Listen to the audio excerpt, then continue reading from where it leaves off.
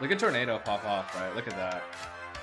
It's always nice when theory translates into practice. And before I continue, you can take out the Bottle of Faith. It's only about a 10% increase. So this Eye of Winter Trap Inquisitor is my boss killer that I was using in the Badger Private League to do all my boss carries for my teammates. It's roughly based on the Eye of Winter Miner I planned out pre-league, and it gets everything done with a combination of 3 uniques and 1 rare. Snake Pit, Maraline's Fallacy, Painseeker, and an alternating scepter. The first piece, Snake Pit, allows Eye of Winter to chain off of Tornado. Yes, the chain support gem can be used, but enabling another damage support gives you about 40% more DPS. Tornado is used here instead of Hydrosphere just because it gives a little bit more lingering damage. The next 3 items are bundled together to give you Brittle, an alternate ailment which increases your base critical strike chance. This is further multiplied by Painseeker's increase of non-damaging ailments. And finally, you get a ton of crit multi from Maraline's Fallacy. This is such a powerful combination that you maintain a critical strike cap at 100%, despite Maraline's 40% less crit. It's a fairly well balanced build, sporting about an 8k hybrid pool, some armor, and insane recovery from Inquisitor. And more importantly, it has enough damage to comfortably do all the invitations, including the feared and hidden rare role. Yes, I could have the defenses for 3 or 4 times more damage,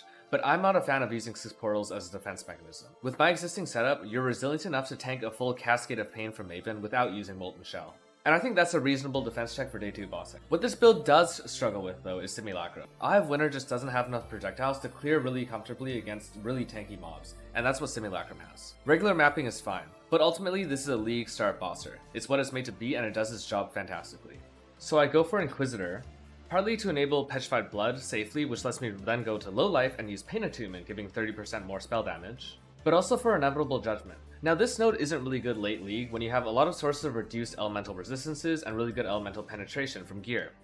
Early league, however, I think this is one of the single best ascendancy nodes, especially for bossing. This node is especially strong because it lets you ignore map mods like Elemental Equilibrium or increased elemental resistances on bosses, especially when you're trying to get high quantity from things like Feared, Hidden, Formed, Twisted, while avoiding the really rippy damage mods. This can make rolling your maps much more simple. Now despite Eye of Winter wanting to go mines usually because you want the projectile to be able to travel a little bit, I still go traps because traps are just so strong. Firstly, you don't need to preserve mana like mines. Auras are in such a strong place that any sort of build that's using mana reservation for anything other than auras is really taking away from build power. Secondly, traps can run Master Sapper, and this lets you generate frenzy charges, another really strong source of not only power, but also attack speed, which helps you shield charge faster across maps, and during boss encounters. Lastly, trap masteries are insane.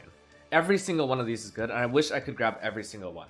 I switched between whatever I want depending on the type of thing I'm doing. So if I'm mapping, I'll use the Recover Life a lot. I might use Trigger Radius for small bosses. For times when I can preload, I'll go for 5 additional traps, so your big invitations. And when I want to run both Determination and Grace for extra safe mapping, I'll then take Skitter Boss Reservation Efficiency and repath my tree. All of the other items in this build are optional. The Glorious Vanities are really strong unique you want early on. It gives you a ton of ES for your hybrid pool, although for my first 10 or so boss carries, I didn't even use this jewel. Additionally, the Gravicious Benchcraft, gained maximum life as extra energy shield, is also really strong for the exact same reason. And this POB is an actual import of my character and doesn't really have anything you can conceptually screw up as long as you follow the core item setup and the core gem setup. There's no cluster jewels or influence gear in this initial setup. As far as the playstyle goes, you simply place your Arcanist Brand on top of the boss, allowing Tornado and Sniper's Mark to consistently and constantly trigger on the boss. Once the boss spawns, you have a preload of traps that you've already laid down, and then you just want to continuously throw traps at the boss. It's really straightforward. Level it with Armageddon Brand Cremation as you would any caster build, and go for the transition into this build once you get a Snake Pit. Alternatively, you could use a Gloomfang, and this is actually much better for clearing, though slightly worse for bossing. The Chain Gem is a last resort. It actually is stronger for certain encounters, especially like 4-way invitations, but for single boss encounters, this will be quite a bit weaker. While the numbers had always looked fine for me with this build on POB, I never really had the chance to test it.